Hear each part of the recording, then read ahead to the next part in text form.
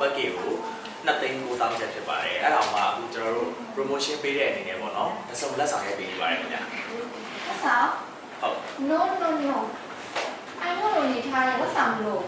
ပတ်ကေရအတိုင်းမထည့်ဟုတ်အဲ့လိုမဟုတ်ပါဘူးခင်ဗျာကျွန်တော်တို့ကလေမင်္ဂလာဆို rally တွေကိုလက်ဖွဲ့တဲ့အနေနဲ့အစုံတီးတာထည့်ရိုက်ပေးတာပါအဲ့ဒီအစုံလေးကျွန်တော်တို့တိတိကျကျလေးထည့်ပေးရပါခင်ဗျာ no ချင်းလက်ဆောင်လည်းမလို့ချင်း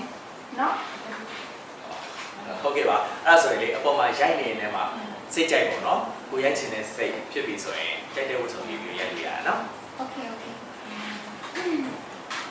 စကားရပြောရတာဒီကြောင်းတော့ချက်ချစ်ရစားလို့ကိုတော့ခပ်ပြရကို no မတော့ခပ်ပေးမယ်နော်မ hey you နေရာကတော့ပါတာပဲစစ်တာဆက်ရပြောပြတာလေကိုနေရာကိုနေလို့ပိုင်တဲ့ငါရေးစားတယ်ငါရေးခက်ပြီအော်အေးပါငါခက်ပြီပါမယ်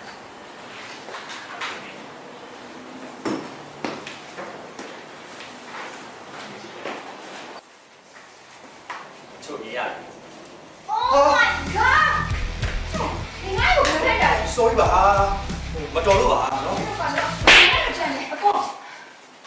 ချီမလို့လောက်လိုက်တာတော့မင်းပေါက်ကိုပိတ်တာဒါဘယ်လောက်တန်လဲလို့သိတယ်မြန်မာနိုင်ငံမှာမရဘူးဟဲ့ခေါ်လာတဲ့ပေးဝယ်ထားတယ်မြန်မာငွေနဲ့ဆိုလေ3000လောက်ရှိနင်တို့လည်းမျိုးတွေကဒီစကားတွေပြောတယ်နားလည်းမဟုတ်တာဟောဒေါသထောင်လုပ်နေကြတယ်ခေပါချစ်ရဲ့စိတ်ပြေလက်ကြောက်ဖြစ်အောင်ခေါင်းကြီးပတ်ကြည့်ကြမယ်လားပြောနေနဲ့ဟဲ့ပိုင်နဲ့နေမဲ့ငါတို့လိုက်ပြမှာနော်နေမဲ့တောင်ယူပြရမှာဒီပွဲကိုအေးပါတောင်းပါပါကိုညီမအရင်စိတ်တော်တာပဲတော်မကြိုင်းနဲ့ကိုတားနေလို့နော်အဲ့ဒီမှာကျမပန်းသွားရရတာပြောတော့ကြောင်းကြောက်စင်ပြေရလားကိုပြီပါကိုမျက်နှာကြောင်းနော်နှုတ်ဆိုသူတို့နဲ့မလဲဘူးသူကငါတို့ customer တွေဟာဒီကလာ